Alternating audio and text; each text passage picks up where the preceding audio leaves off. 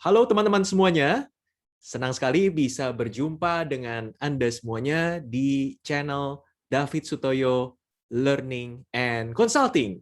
Masih bersama dengan saya, David Sutoyo, teman belajar Anda untuk terus belajar, bertumbuh, dan berbagi. Nah, senang sekali teman-teman semuanya, saya dalam kesempatan ini bisa melanjutkan perjalanan kita belajar mengenai personal finance, dan topik kita hari ini adalah bagaimana mengelola dana darurat. Kita lanjutkan ya teman-teman semuanya. Nah, di dalam sebuah pengelolaan dana darurat, teman-teman, banyak sekali literasi-literasi yang mengatakan bahwa untuk mengelola dana darurat, minimal diperlukan 3-6 pengeluaran bulanan. 3-6 kali pengeluaran bulanan. Nah, teman-teman, gimana caranya kita menentukan 3 atau 6 kalinya?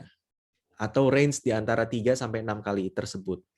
Jika saat ini Bapak Ibu sekalian dan teman-teman maupun kaula muda, generasi Z, milenial, Anda memiliki yang namanya tanggungan, ada baiknya Anda mempersiapkan dana darurat itu 6 kali pengeluaran bulanan.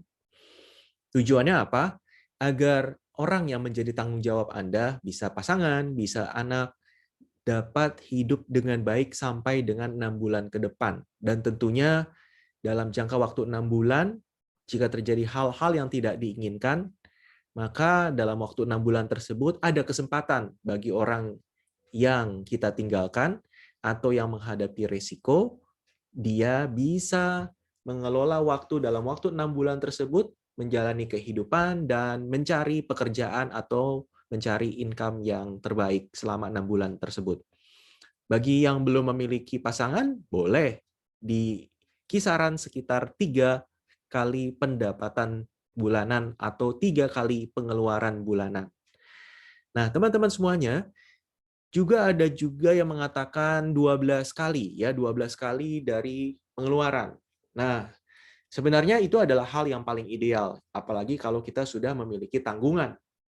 Sehingga jika terjadi resiko selama 12 bulan ke depan, entah itu resikonya karena di PHK, atau mungkin karena resikonya ada terjadi peristiwa tertentu di dalam kehidupan yang membutuhkan dana yang besar, atau mungkin ada keluarga kita yang membutuhkan bantuan, bahkan teman akrab, sahabat yang memerlukan bantuan uluran tangan kita, maka kita bisa membantu keluarga, sahabat, ataupun diri kita dan keluarga terdekat tersebut dengan dana darurat tersebut. Nah, teman-teman semuanya, sebenarnya dana darurat ini disimpan di mana sih? Dana darurat ini sebaiknya disimpan di dalam komponen tabungan atau yang namanya investasi, tapi investasinya adalah yang liquid, mudah dicairkan, serta tidak fluktuatif seperti saham misalnya. Jadi gunakanlah instrumen investasi misalnya reksadana pasar uang atau maksimal reksadana pendapatan tetap. Atau Anda membeli emas, misalnya logam mulia, yang mudah dicairkan kapanpun juga, tinggal datang ke toko emas terdekat atau datang ke toko emas tempat kita membeli emas tersebut, dan kita bisa mencairkannya dengan mudah. Serta dengan serta-merta maksud saya, kita bisa membawa pulang uang atau dana darurat tersebut untuk dipergunakan. Nah, teman-teman semuanya, dari situ tujuan akhirnya adalah bisa merencanakan, misalnya nih dana darurat ini tidak pernah terpakai atau tidak pernah dipergunakan ya teman-teman.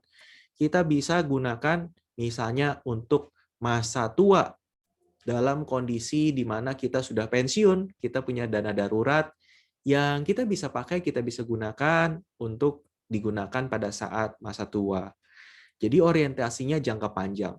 Tetapi jika terjadi risiko, orientasi jangka pendek pun tidak ada masalah Bapak Ibu. Jadi kita bisa menggunakan orientasi jangka pendek misalnya untuk kebutuhan yang tadi. Dana-dana di mana risiko terjadi kita tidak pernah ada yang tahu, di mana kita bisa menggunakan dana darurat ini sebagai jaring pengaman, safety net, teman-teman semuanya. Dan dalam hal ini, mungkin asuransi belum Anda miliki. Sehingga dana darurat ini bisa dikatakan sebagai asuransi yang Sangat-sangat sederhana yang kita kelola sendiri, yang kita manage sendiri. Nah, Fit, boleh nggak saya besarkan saja dana darurat saja? Karena saya tidak ingin membeli asuransi, saya besarkan dana darurat saya misalnya 36 kali, atau bahkan 50 kali dari pengeluaran bulanan saya.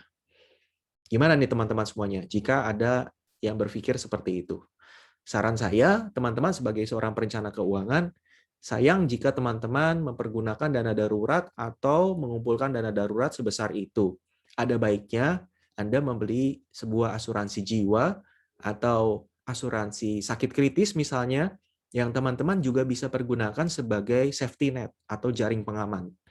Dengan premi yang rendah, relatif murah, di beberapa perusahaan yang teman-teman bisa hubungi, teman-teman bisa membeli jaring pengaman asuransi jiwa dengan biaya yang lebih murah, dan kelebihan dana darurat misalnya teman-teman bisa mengumpulkan bahkan sampai 50 kali, ya.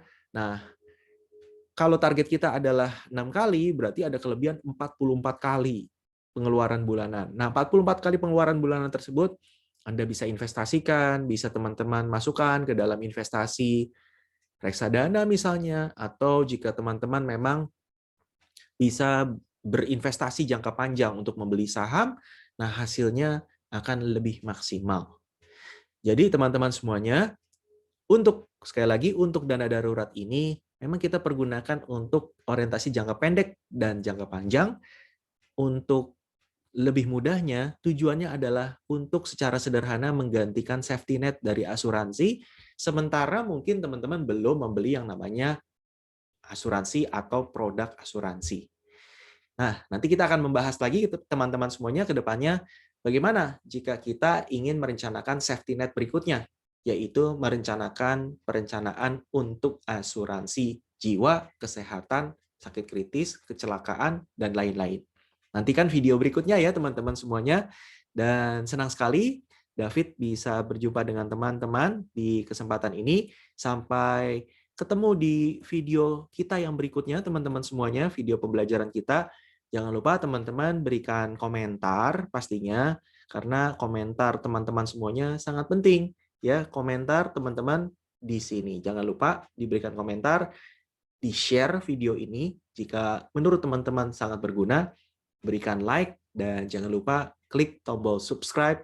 Dan terima kasih telah menonton, telah berdiskusi di dalam video ini bersama David Sutoyo Learning and Consulting, di mana kita bisa terus belajar, terus bertumbuh, dan terus berbagi.